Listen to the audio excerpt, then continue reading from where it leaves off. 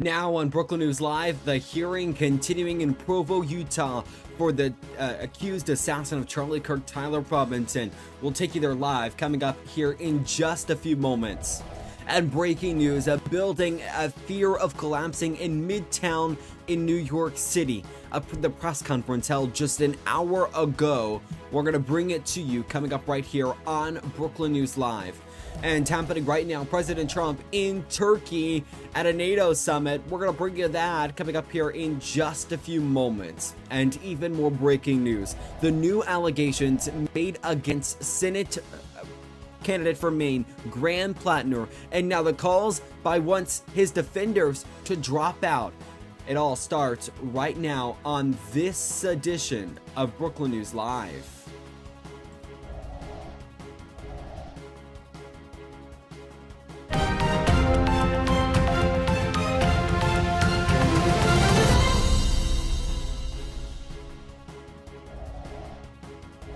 And we begin this edition of Brooklyn News Live with breaking news. We are following several developing stories. Thank you for joining us. I'm Jackson Mitchell. It is Tuesday, July 7th, 2026. It's 1:03 here in Brooklyn, meaning it's 2:03 on the East Coast and 11:03 a.m. on the West. Again, several developing stories we are following right now.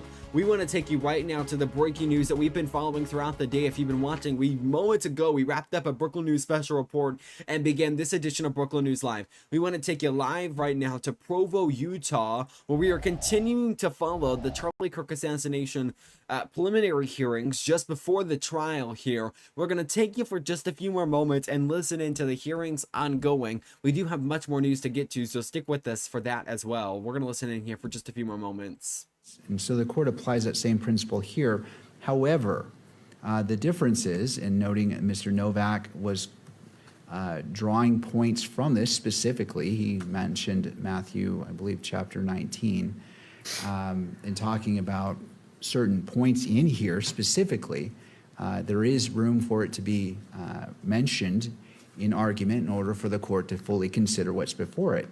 I'm going to sustain Mr. Novak's objection and simply say, if you want to talk about it conceptually, talk about the points, you certainly may, but simply reading from it exactly, saying, and I understand, I don't want to constrain either party from being able to make their full argument, but quoting from it in open court, I fear does risk issues to the constitutional rights of the parties. If the parties prefer to go into a closed evidentiary hearing on this issue in order to be unrestrained, and it appears Mr. Novak has requested that for a second portion of his argument, we certainly can do so, because I do not want to put out evidence that is not admitted in open court until the appropriate time, until the court has gone through its decision-making process on whether it should be admitted or not. So to the parties, if you feel you can move forward on this first portion of it, I'm happy to entertain that argument. If the parties feel at this point, at this juncture, that a closed evidentiary hearing is needed in order to fully explore all the issues, I will leave it to the parties, because I don't know your arguments, and I don't want to say constrain you from saying, well, I don't know what you're going to say. Alrighty, we're going to continue monitoring these hearings. We'll bring you any major updates if there is any. We just have a lot of news to get to, so if there's an update in these preliminary hearings, we're going to bring them to you. Of course, this is just day 2 out of day 5. We're going to be with you tomorrow, beginning at bright and early in the morning. We'll be with you here. That will be, and I'll pull it up on your screen for you, the thumbnail here. At 10 a.m., we will be with you tomorrow morning for our continued coverage of the Charlie Kirk assassination hearings right now. The trial might begin. I shouldn't say are set to begin, because there is no set date, but it could begin in the next about 2 months. That is, if the judge rules that the prosecution has enough evidence behind all of this. So again, we're going to bring you updates on this, and coming up a little later in the show, we will talk more about this and some new video that was revealed today. We do want to take you, though, to this breaking news story out of New York that we are following right now. Beams buckling in a New York City high-rise building has forced evacuations. We want to show you just some of the photos that we have gotten in. Before we do that, let's take you to this. This is from Google Earth. This shows you where this is. This is 235 East 42nd Street, which is where this building is. Construction workers were working on the building before they discovered that some beams were buckling inside the building, forcing several evacuations. We want to play some video for you here because a worker actually spoke out on all of this. This is from today from Pix 11 News out of New York. Take a listen. They did not shore up the job correctly. The beams started crumbling, the floor started crumbling, and we had to evacuate, and they might potentially evacuate the other side. So, you know, just putting members in jeopardy and putting workers in jeopardy, you got to do the right job, and you got to do that every time. So. Cliff, can you walk us through the project here for people at home not familiar with this building? What was going on? This was a total renovation. So they came in, they gutted the building. I believe it was 20-something stories, and then they wanted to add another 16 to it. So you have to rebuild the foundation of it and then go up from there. And they obviously did it incorrectly. Yeah, so they obviously did it incorrectly. This is a picture from KABC showing the inside of this building. Literal beams buckling. They wanted to build 16 floors on top of a building that was already built. You just see the fears there. Beams buckling. It's not only this high-rise building that was evacuated, it was several other buildings surrounding it. You can just see the danger there from this image. We also have a video from KABC. We want to show this to you now. This shows some of the video here from inside the building. I mean, it is dangerous workings, and they got everyone safe so far. We do know that a press conference was held earlier today. We want to take you to that press conference from earlier today. If you will hold with us for just a moment, it was held a little over an hour ago. Authorities, including New York City Mayor Zohran Mamdani, spoke at this press conference. We're working to get you guys a feed of that press conference from just moments ago out of New York City. So you can just see the danger there in that video on your screen, showing what is just absolute chaos inside this building. Okay, I believe we might have video from this press conference. Please stand by with us. We're going to try to get it for you. This was just moments ago in New York City. Let's take a listen.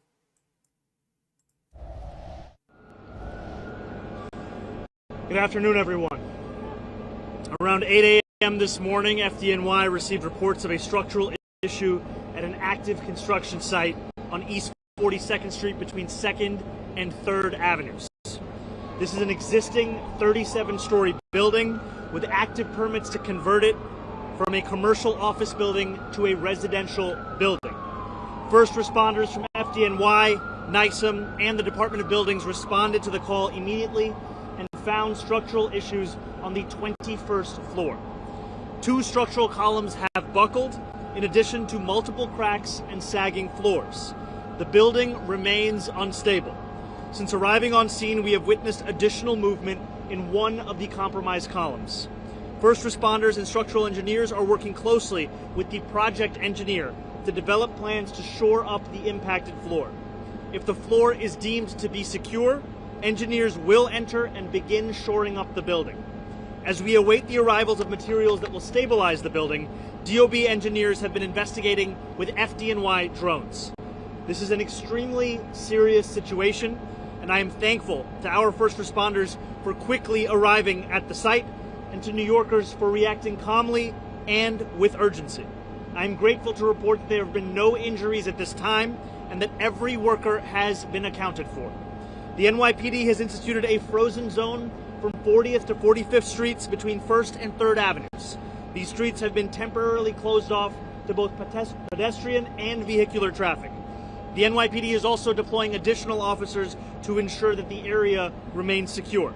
I want to encourage New Yorkers to avoid the area until it has been deemed safe to re-enter. As we work to secure this building and ensure that New Yorkers are safe, I want to encourage New Yorkers to also continue to follow the instructions of those who are on the ground. Now I want to thank the many government agencies who have worked closely with one another this morning to protect the people of this city. FDNY coordinated with NYSA. NYPD officers are keeping traffic moving and helping to keep New Yorkers out of the frozen zones.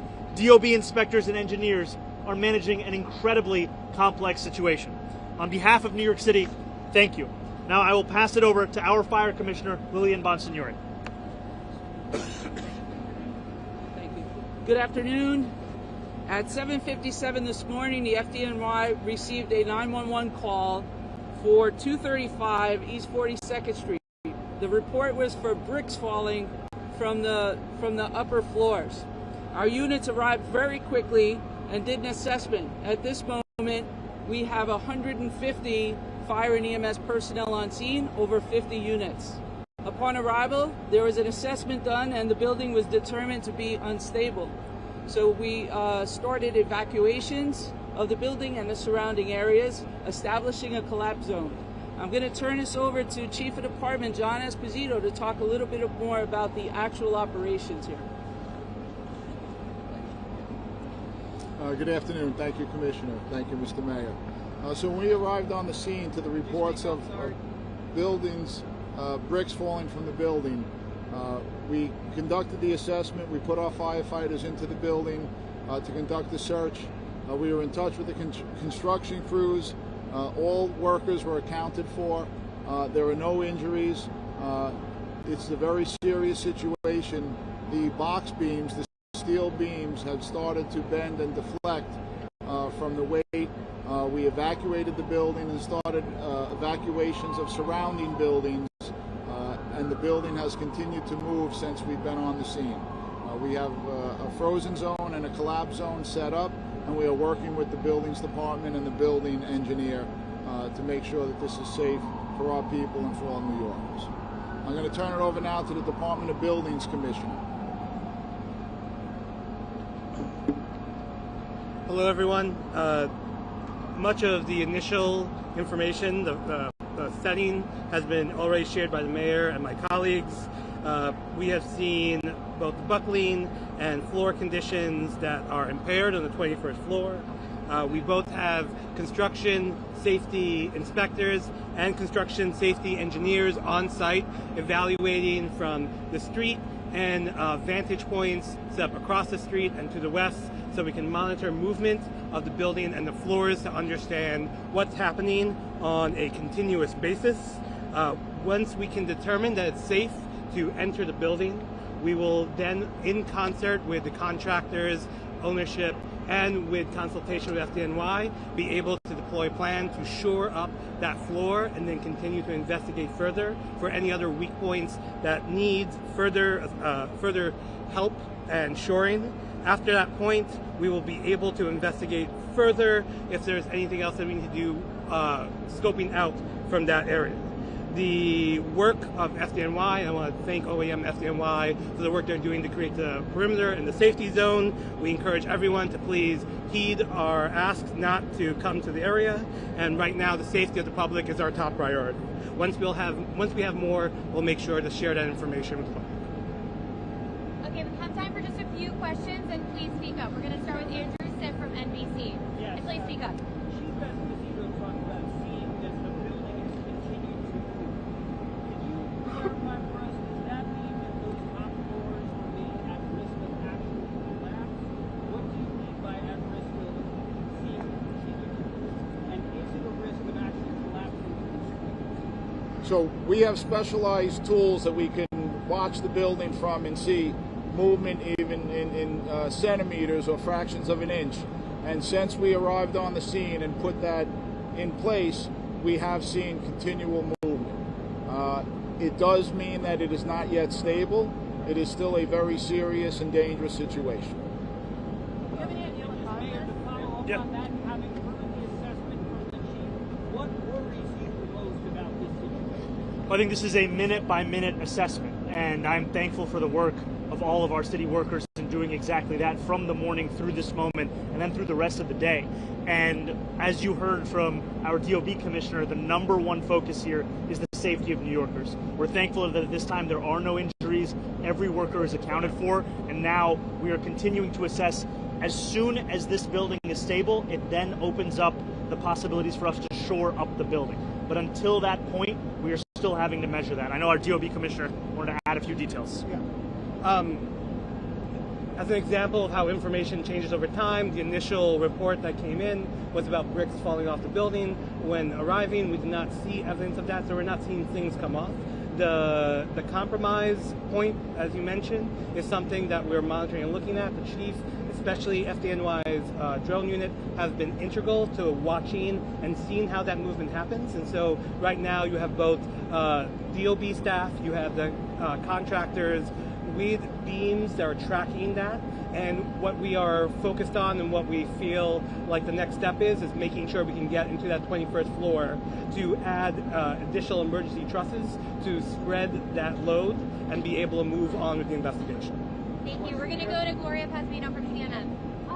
Mayor and the commissioners, can you speak about the addition of floors as part of this project and whether that addition had anything to do with the buckling of the beams that was reported? And can we get some clarity on how many floors there actually are? Because I think there's some confusion because of that addition. So I will just add a few words before passing it over to my deputy mayor for housing to share on that. When it comes to what this building is, as you said, this is a commercial office building that is being renovated into a residential building. And as part of the renovations is what we have seen here today. I'll pass it over. We'll have the DOB. Yeah, well, DOB commissioner. So if I understood the question, this is a building that was going through a office residential conversion. It went through plan review and has gone through an extensive, exhaustive review with DOB over the last 2 years. What is happening now is an investigation of what is the cause of why the undermining happened. And so once we have that information, we'll be able to share it. But as the mayor said, it's a conversion of an office building into a residential property. And with that comes certain code changes and structural requirements, all of which have gone through a plan review. And now we're examining what happened now, and we'll check it against the reviews, the plans were approved. Oh, sorry, that was the question. Already there, that press conference being held that was just again from just moments ago in New York City. We are following it. You hear there the buildings commissioner taking questions at the press conference. They say there's not a reason for that. They do say that this is a kind of commercial office building being transferred into a residential building. The worker we played from Pix 11 an interview earlier who said that essentially it was a building that they were trying to add 16 stories to, but it appears that they might have done this the wrong way.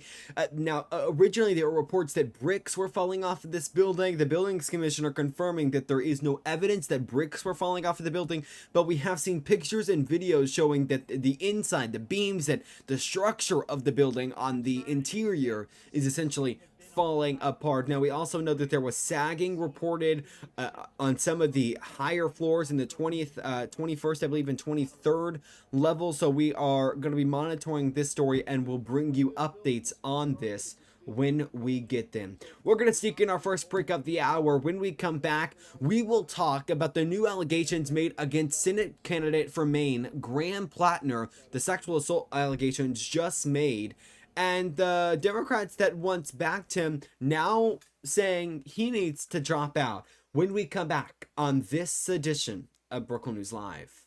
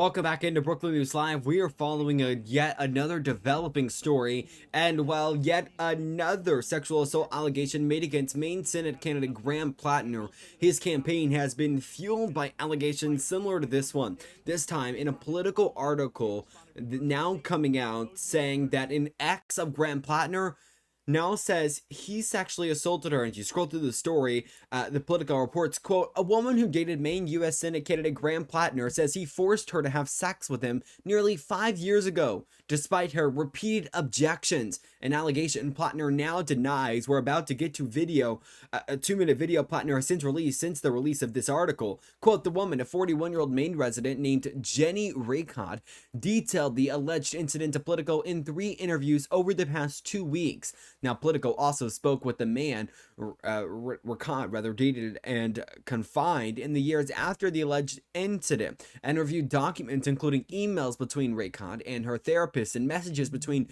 Raycott and an acquaintance whom she warned against getting involved with Plattner years before he ran for office. So now more serious allegations made against Graham Plattner. Of course, if you remember before the primary election in Maine, this was a candidate that was also, his race was also filled with previous sexual assault allegations, and he made it past those, but now we are seeing new allegations made. Want to play for you Plattner in a brand new video now speaking out against all of this. Take a listen. Directly address the troubling, serious, and false allegations against me.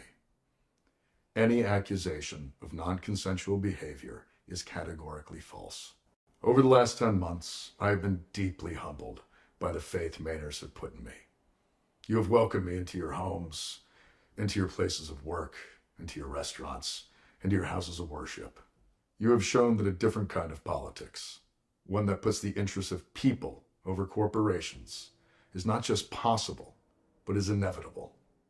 This movement we have built, the largest volunteer base in the history of Maine politics, the hundreds of thousands of grassroots donors, and the supporters across the ideological spectrum, we were united in a love of Maine, a belief that our politics must change, and a focus on defeating Susan Collins.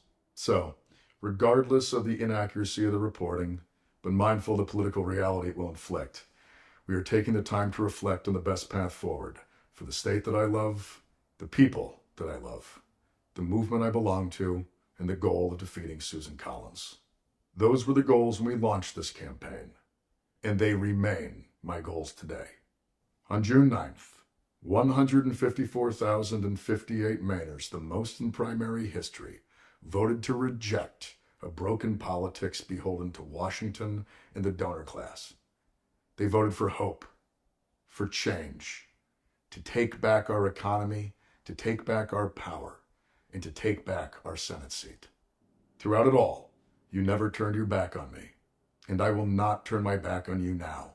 Every one of you deserves to see that vision come to fruition and see Susan Collins defeated, and we will use every tool at our disposal to do so. As Maine goes, so goes the nation.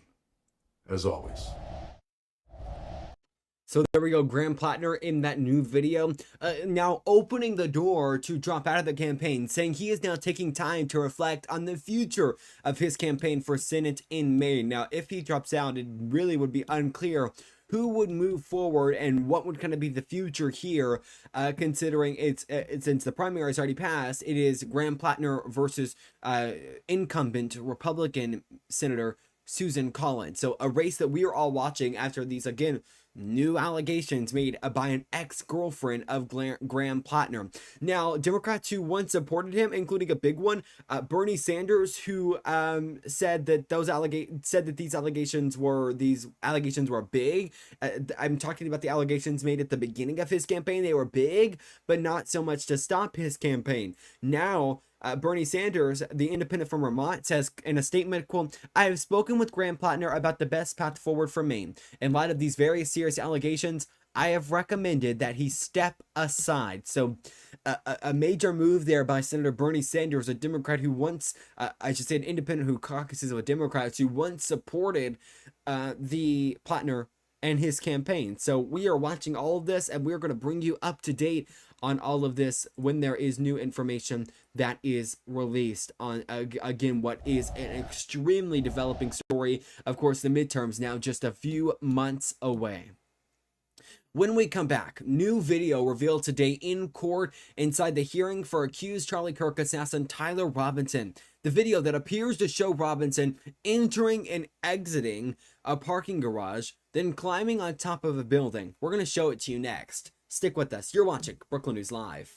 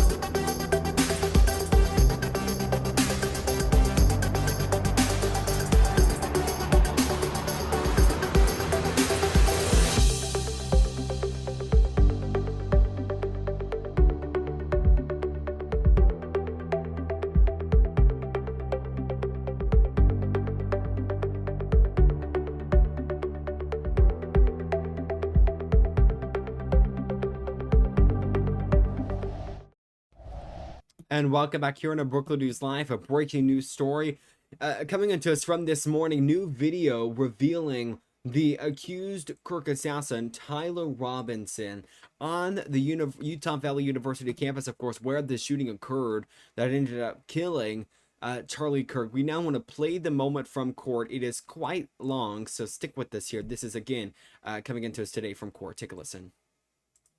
All screens. No, I appreciate it. Is so it is admitted and may be published to the screens. And just want to make sure it's on your screen, Agent. All right. All right, Mr. Sturgill, you may proceed. Appreciate that, Judge. Thank you. Go ahead. Okay, what are we seeing here, Agent Hall? That's the vehicle that is believed to belong to Mr. Robinson arriving in the parking garage on campus. At what time in the morning? What time of the day? It's approximately 8:30 in the morning on September 10th, 2025. And what leads you to believe that this particular vehicle belongs to Mr. Robinson? Information that was provided regards to driver's license and Department of Motor Vehicle records. The vehicle fits the description of a vehicle owned by Mr. Robinson. Is there anything unique about that vehicle that stands out to you? The shape of the vehicle is very distinct, but predominantly the wheels were very distinctive on this version of the vehicle. Now what do we see? The driver of the vehicle exits the vehicle and then walks on foot to exit the parking garage. It's the individual in the red T-shirt and the shorts and the shoes. And do you believe you recognize who that person is? Yes. Who is that? I believe that's Tyler Robinson. All right, and where does he go from there? He heads out of the parking garage on foot into the campus. and actually goes to the quad area of the campus. At that time, he makes contact with some representatives from TPUSA.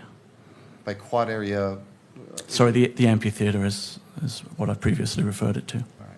So he goes up on campus, visits the amphitheater area, the courtyard or quad. Correct. And then what do we see here now?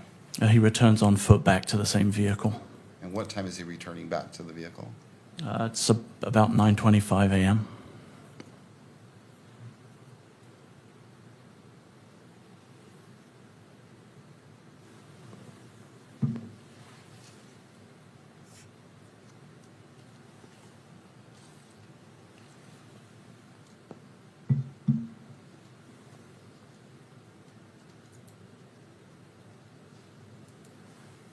And where is this parking structure located on campus? It's just off of Campus Drive. It's a short walk from the amphitheater. What do we see now?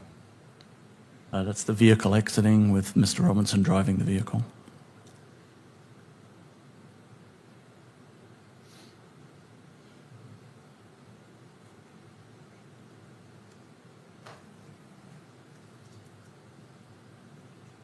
Now what do we see? This is Mr. Robinson returning to the campus on foot from the neighborhood to the northeast. You can see he's wearing the same clothing as in the previous video. And he's carrying a blue backpack. Describe the clothing. It's a maroon colored t-shirt with gray or olive colored shorts and then Converse shoes. And what time did he return to campus? Just after 10 a.m. And does he leave the parking structure eventually? He does, yes. Okay. And during this visit, do you know where he goes after he leaves the parking structure? Yes, we were able to track his movements on campus. He went to Chick-fil-A in the Sorensen building and purchased some food, sat and ate the food. Then, I'm sorry. Where did he purchase the food from? Chick-fil-A in the Sorensen Center. And where is that in relation to the amphitheater or the courtyard? It's kind of on the northeast side of the amphitheater. It would be on the upper back edge of the amphitheater, furthest away from where the tent was that Mr. Kirk was in. And from there, where does he go? From there, he moves across campus, out across Campus Drive into a wooded area on what would be kind of the northeast side of Campus Drive. Then returns back onto campus. We noticed at this point that he's no longer carrying the backpack that he was originally wearing. He moves through the Gunther building and the computer science building. And then, I'm sorry? And then goes where? Then goes across to the railing that gives access to the roof of the Losi building. And from there? From there, he comes back down the stairs and walks off campus from that point. And about what time was that he left campus that second time? Do you know? I believe it was approximately 11 a.m. or just after, if I recall. I could verify from my notes if you need an exact time. Yeah, if you don't mind. That'll help you remember, refer to it. Don't read it out loud. Just let me know when you've had a chance to look at that, would you?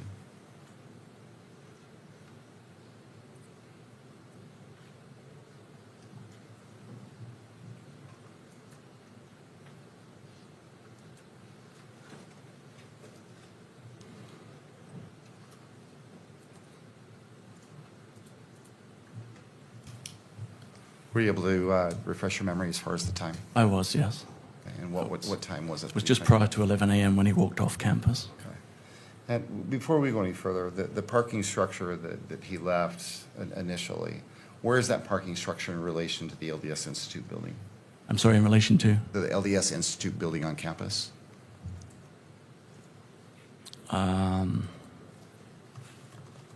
I think it would be just to the north of the LDS Institute building, if I recall. Do you recall whether it was adjacent to the LDS Institute? Yes, it is. Okay. All right. What do we see displayed here now? Go This is a video of Mr. Robinson returning back to campus the same way that he did previously on foot. And this takes just a moment.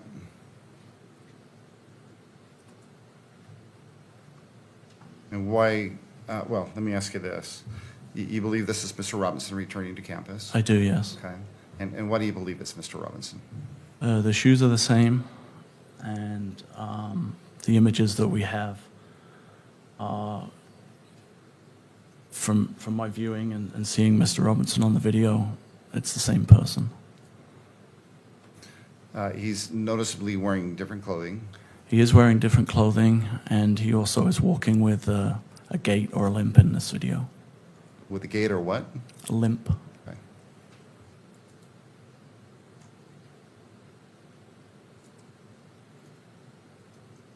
Now what do we see? This is Mr. Robinson coming up the stairs of the parking structure. Again, he seems to be having issues walking.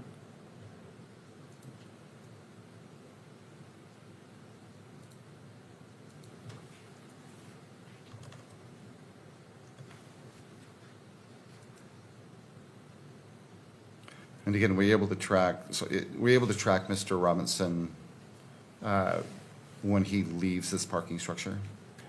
Yes, we were able to. Okay. So when he leaves the parking structure, where does he go? He comes up around Campus Drive, as you can see on the video here. There is a cut through there north of the Losi building, and that's Mr. Robinson coming up the sidewalk. He has the noticeable gait or limp in his walk. And then he moves south across the front of the Losi building. On the sidewalk? Yes, correct. Okay. He would be the rear of the two individuals in this particular video. All right. So right now, if we were to break this picture into quadrants, where would he be? He'd be in the top left quadrant, walking to the left of the image. Now what do we see? This is an image looking across the parking lot to the Losi building, and Mr. Robinson is appearing on the exterior staircase, which gives access to the Losi building roof and the area where the railing was. And again, let's break that image into quadrants. Where would he be located if you broke it into quadrants? It's in the top right, and the individual can be seen moving under the notations that are on the video.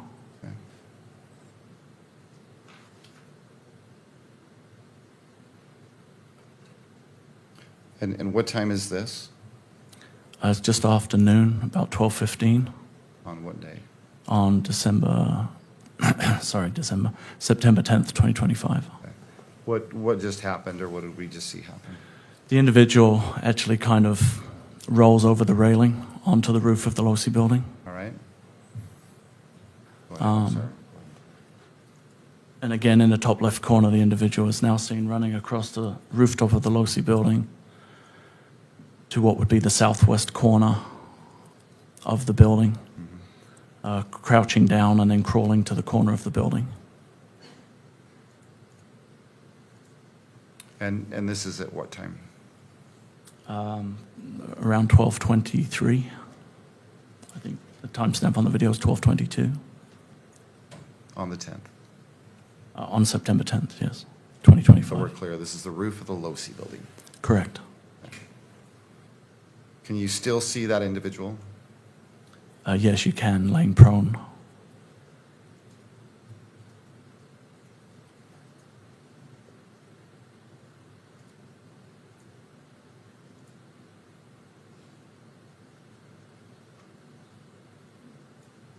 You believe this to be Mr. Robinson? I'm sorry? You believe this to be Mr. Robinson? I do, yes. And how long is he out there on the edge of the building? Just until the reported shot was fired at 12:23 and 28. The individual then stands up and then moves across the building to the north. Is that what we're seeing happening right now? It is, yes. They move behind the atrium area on the rooftop to the northeast corner where the white triangle is. Do you see Mr. Robinson now? I do, yes. He's just arriving at the corner of the building, almost the top center of the image.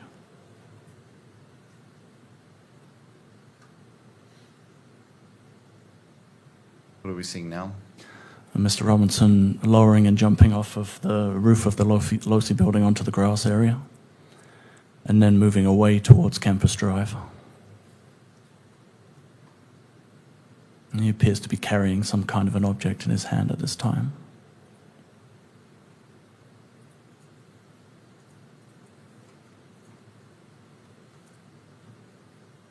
So he's approaching, Campus Drive. and again, broken into quadrants. Where is he currently? Be in the top right quadrant. And the time? It's 12:24 and 42 on the timestamp. What do we see now? He then crosses Campus Drive and drops down into the wooded area on the far side of Campus Drive. And that is located in what part of the video? What quadrant? It would have been just off center on the top left side. What do we see now? This is the intersection of Campus Drive and 800 South. There's a vehicle attempting to turn right onto Campus Drive. That's the vehicle that's driven by Mr. Robinson. And on the screen, where is that vehicle that you're referring to located, if you broke it into quadrants? It's on the left side, on the upper side, the upper quadrant. Now what do we see? That vehicle's now pulling away and heading east on 800 South. And why do you believe that that vehicle is Mr. Robinson's vehicle? When that vehicle was stopped, it actually made contact with an officer who was doing security detail. Okay, and do you know who that officer is? Officer Goforth. Okay, and do you know which department he works for? Spanish Fork Police. And did you have a conversation with Mr. Goforth regarding this interaction at that intersection? I did, yes. Okay, and what time was that interaction? I'm sorry, did I ask you that? It was approximately 12:30 a.m. Okay. On the 11th? On September 11th, 2025. So you talked to... Alrighty, there you go. Lengthy video, but you see the new surveillance video that has been released.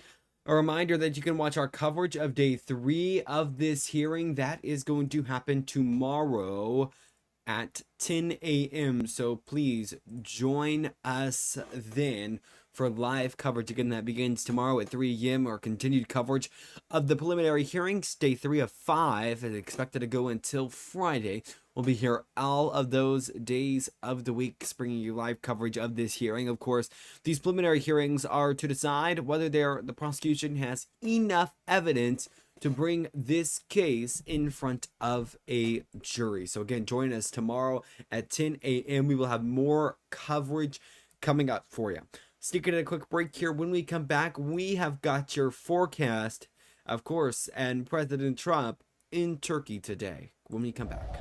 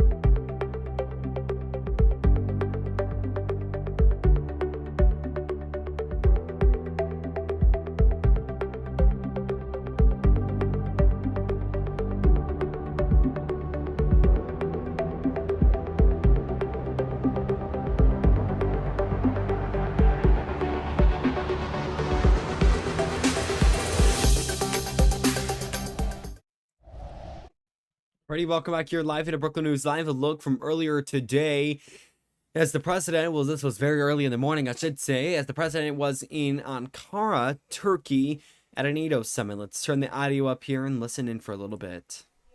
Of the NATO summit, I would like to welcome my valuable friend, Mr. President Trump, who has participated here today with us and added strength to the summit that we are convening for.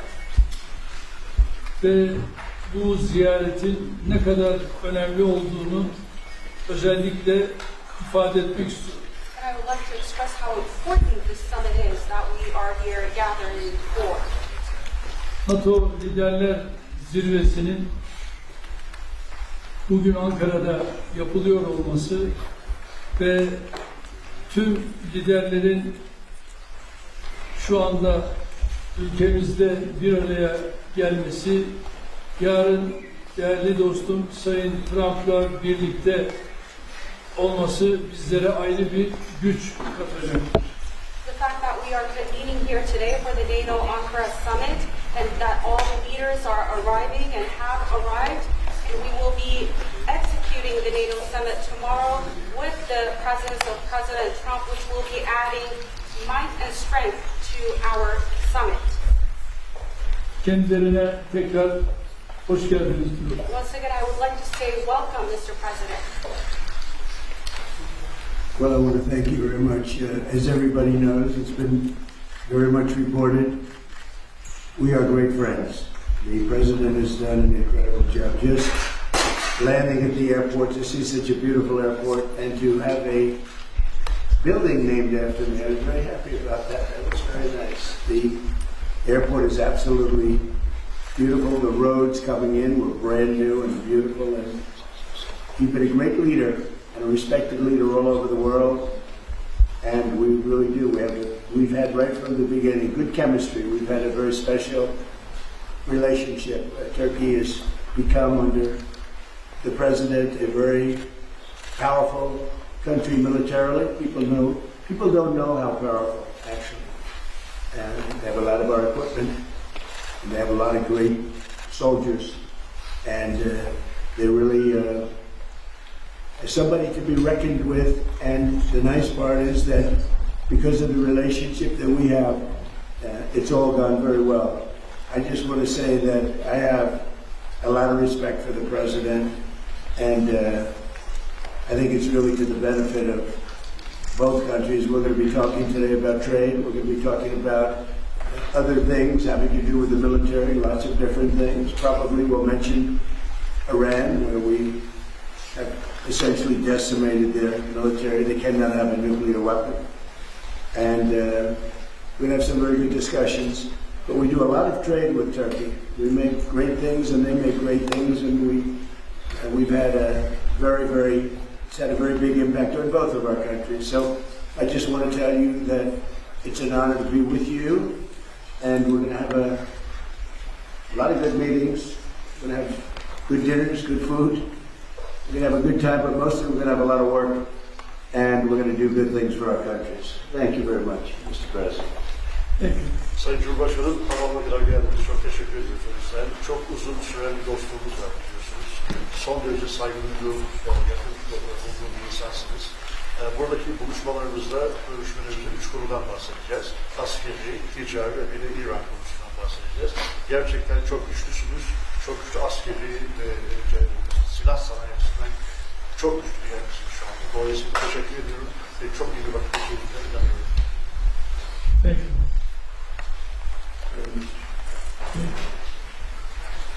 Mr. President, are you going to sell F-35s to Turkey, and what about the legal restrictions? It's a decision we're going to make. We have a very good relationship. I would think that many people, I can tell you, many people, including the people sitting right here, think, why wouldn't we do that? We have a better relationship with Turkey, and Turkey has been in many ways much more loyal than other countries that we think would be loyal. So something certainly we would consider. It's a great plane. It's the best, currently the best plane by far. And it's certainly something we will consider, yeah. Mr. President, sir. Yes, Danny? Mr. President, sir, you said, I think it was last week or 2 weeks ago, that President President Erdogan was a big reason you wanted to come to the summit here. What has made your relationship with him so special, in your own words, and what do you broadly hope to achieve here at the summit? You never know why a relationship is special. Some people you get along with, and some people you don't. Sometimes you get along with the toughest people, like him, and sometimes you don't get along with the weakest, most pathetic people. You just don't get along. Maybe you don't respect them, but from the day we met, we got along. We had a pastor, as I remember, his name was Pastor Brunson, and it was a very big thing, and it was very traumatic. He was sentenced to a long-term prison sentence, and I felt he was innocent, and I called. Other people called, they got nowhere. I called the president, and he released him immediately. It was something that the evangelical community will never forget.